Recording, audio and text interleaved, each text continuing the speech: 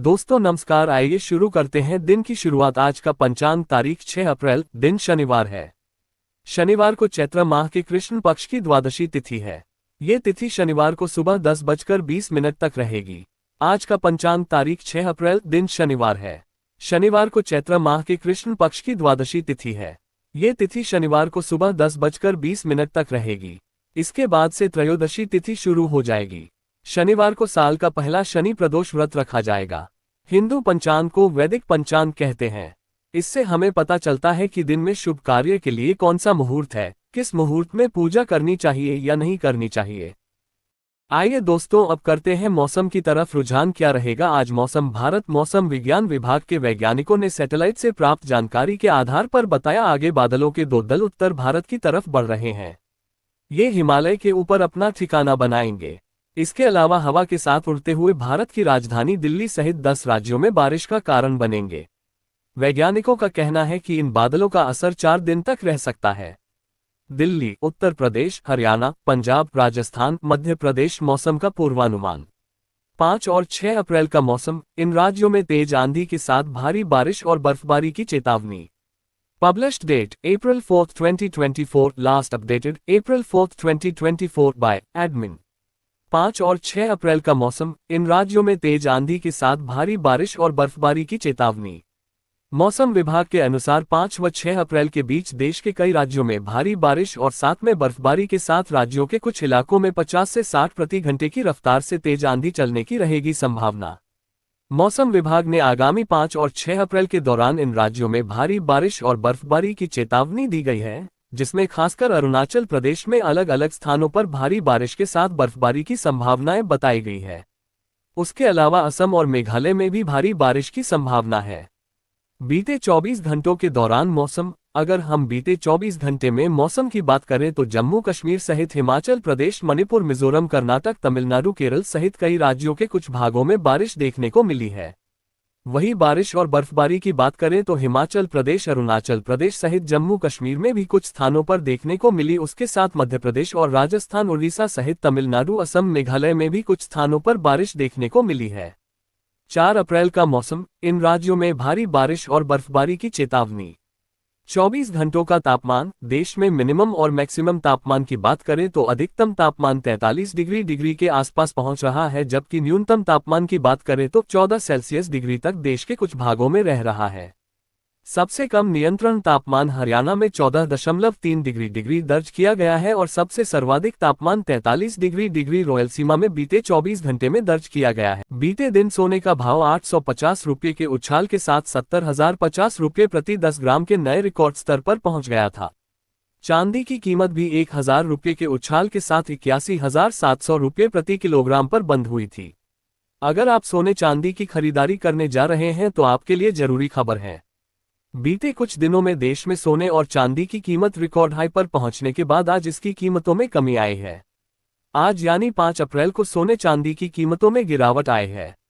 ऐसे में अगर आप सोने चांदी की खरीदारी करने की प्लानिंग कर रहे हैं तो खरीदारी से पहले आपके लिए यह पता करना जरूरी है कि आज सोना चांदी किस भाव गोल्ड सिल्वर रेट टुडे पर मिल रहा है।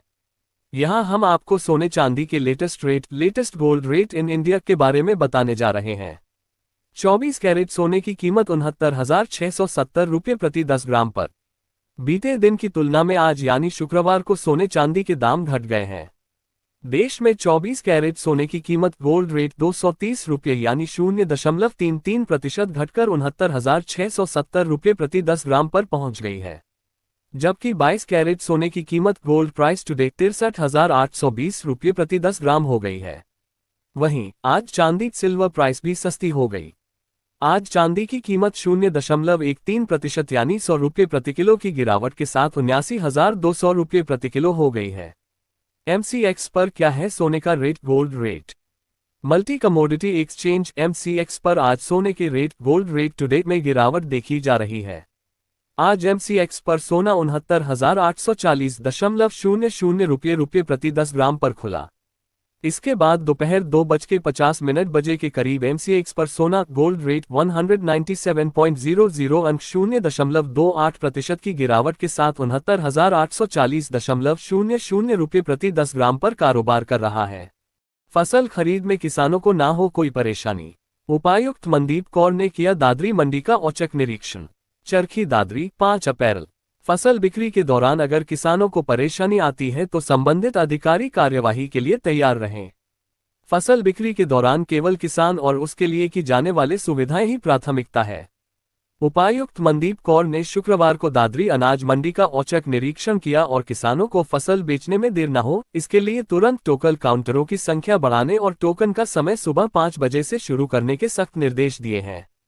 शुक्रवार दोपहर को उपायुक्त अचानक दादरी की अनाज मंडी में पहुंच गई और उससे पहले सड़क पर फसल लेकर ट्रैक्टरों के साथ लाइन में खड़े किसानों से बातचीत की व उनसे फसल बिक्री के लिए की गई व्यवस्थाओं के बारे में पूछा।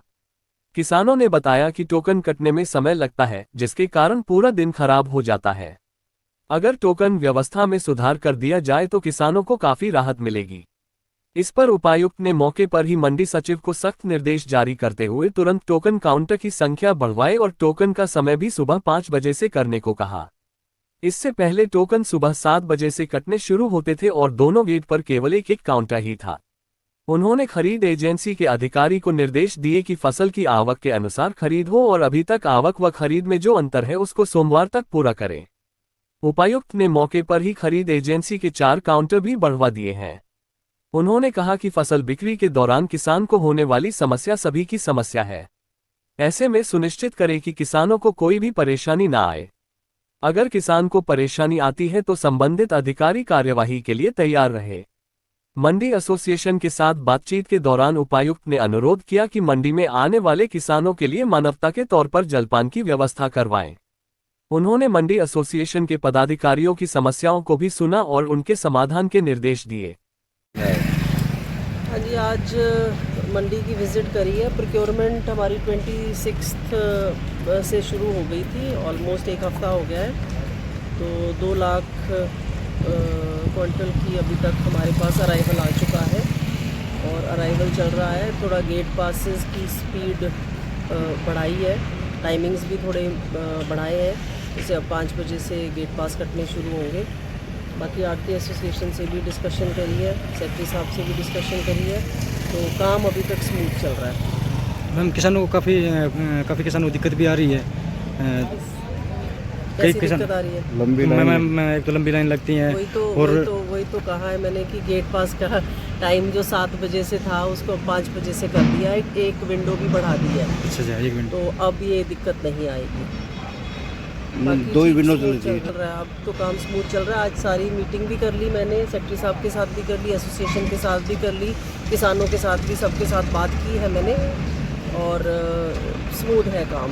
लिफ्टिंग भी थोड़ी इम्प्रूव करने की ज़रूरत है, लिफ्टिंग भी इम्प्रूव कर रहे हैं और 2-3 इंस्ट्रक्शंस और हैं वो भी मैंने पास कर दिए। स्मूथ चलेगा। Thank you.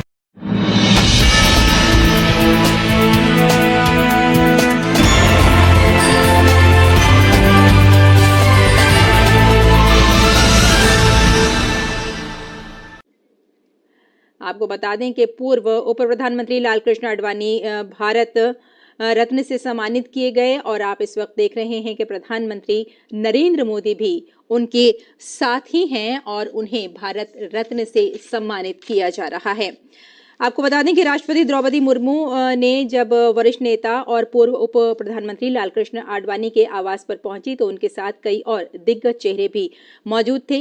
लालकृष्ण आडवाणी भाजपा के शिखर पुरुष माने जाते हैं। 1980 में जब वीएचपी ने अयोध्या में राम जन्मभूमि के स्थान पर मंदिर निर्माण के लिए आंदोलन की शुरुआत की थी तो लालकृष्ण आडवाणी के नेतृत्व में बीजेपी राम मंदिर आंदोलन का चेहरा बन चुकी थी। आप देख रहे हैं कि ये जो तस्वीरें हैं उन्हें भारत रत्न से सम्मानित किया जा रहा है और उनके साथ कई दिग्गज नेता भी मौजूद थे। जगदीप धनखड़ उनके साथ मौजूद थे और वेंकैया नायडू को भी इस वक्त आप इन तस्वीरों में देख रहे हैं और प्रधानमंत्री को कॉन्ट्रैक्ट दिया है, कॉन्ट्रैक्ट देने के बाद उसने कितना पैसा दिया है, वो पूरी ब्लूप्रिंट, पूरी की पूरी ब्लूप्रिंट इलेक्टोरल बॉन्ड्स में लिखी हुई है। तो नरेंद्र मोदी जी ने आज नहीं तो कल ऑपोजिशन को पूरी chargesheet, proof sheet electoral bonds के थ्रू पकड़ा दी है। तो इसीलिए थोड़ा टेरर हो रहा है उनको, इसीलिए नंबर निकला है 400 पार। इसलिए ये महाराष्ट्र में हमारे नेता ले जा रहे हैं, हरियाणा में सब जगह हमारे नेता ले जा रहे हैं, क्योंकि उनको लग रहा है कि भैया अगर 400 पार नहीं 180 हो गई, 160 हो गई, 140 हो गई तो नैया पार हो जाएगी। Thank you. अपनी पार्टी के सारे शीर्ष नेतृत्व को अरेस्ट करके जेल में डाल दिया। पहले सत्येंद्र जैन जी की गिरफ्तारी हुई, फिर मनीष सिसोदिया जी की गिरफ्तारी हुई, फिर संजय सिंह जी की गिरफ्तारी हुई और अब दिल्ली के मुख्यमंत्री अरविंद केजरीवाल जी को भी गिरफ्तार कर लिया गया है। अब भारतीय जनता पार्टी का ये इरादा है कि आने वाले 2 महीने में लोकसभा चुनाव से पहले वो आम आदमी पार्टी के 4 और नेताओं को बहुत बधाई देता हूं। राणामा, लोन, तुफमन रे सामयो। और अब तो दिल्ली के लोग जब भी अंडमान निकोबार आएंगे तो पैट्रिक जी को ढूंढेंगे और आपकी कोई न कोई चीज खरीद के जाएंगे। शुक्रवार को छत्तीसगढ़ के रायपुर स्थित कोटा क्षेत्र में एक बिजली वितरण कंपनी में भयानक आग लग गई। आसमान में घना काला धुआं उठता देखा गया क्योंकि आग तेजी से फैल रही थी। स्थानीय पुलिस और अग्निशामक दल ने तुरंत प्रतिक्रिया दी और आग बुझाने के लिए मौके पर पहुंचे। आसपास के निवासियों ने सावधानी के तौर पर अपने घर खाली कर दिए। सौभाग्य से किसी भी प्रकार की हताहत या चोट की खबर नहीं है। आग भरत माता चौक के पास स्थित बिजली विभाग के उप विभाग कार्यालय में एक ट्रांसफार्मर विस्फोट के बाद शुरू हुई थी। आग का कारण अभी भी अज्ञात है, लेकिन अधिकारियों ने आगे के खतरे से बचने के लिए आसपास के ज्वलनशील पदार्थों को हटा दिया है। 2. चित्तौड़गढ़ में कांग्रेस के राष्ट्रीय अध्यक्ष मल्लिकार्जुन खड़गे ने लोकसभा चुनावों के लिए जनसभा की और प्रधानमंत्री मोदी व भाजपा पर आरोप लगाए। उन्होंने कहा कि भाजपा ने कांग्रेस के फंड से 135 करोड़ रुपए निकाले और पेनल्टी में लगा दिए। खड़गे ने भाजपा पर विपक्षी नेताओं को धमकी देने और भ्रष्टाचारी नेताओं को अपनी पार्टी में शामिल करने का भी आरोप लगाया। उन्होंने चीन के मुद्दे पर भी मोदी की आलोचना की। 3. हिमाचल प्रदेश की कांग्रेस प्रमुख और मंडी से वर्तमान सांसद प्रतिभा सिंह ने प्रधानमंत्री नरेंद्र मोदी पर राज्य की गंभीर मानसून आपदा के दौरान विशेष वित्तीय सहायता प्रदान न करने को लेकर निराशा व्यक्त की है।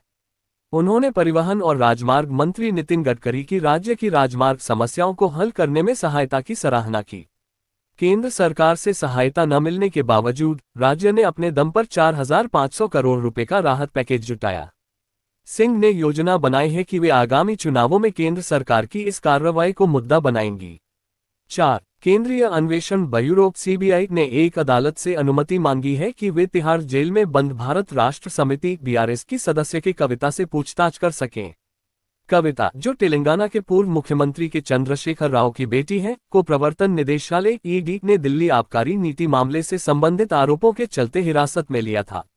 इसके बाद दिल्ली की एक अदालत ने सीबीआई को उनसे पूछताछ करने और जांच के हिस्से के रूप में उनका बयान दर्ज करने की अनुमति दे दी है। 5. दिल्ली कैपिटल्स के स्टार स्पिनर कुलदीप यादव इस समय ग्रोइन चोट के कारण खेल से ब्रेक पर हैं। उन्होंने हाल ही में 31 मार्च और 3 अप्रैल को चेन्नई सुपर किंग्स और कोलकाता नाइट राइडर्स के खिलाफ हुए मैचों में भाग नहीं लिया।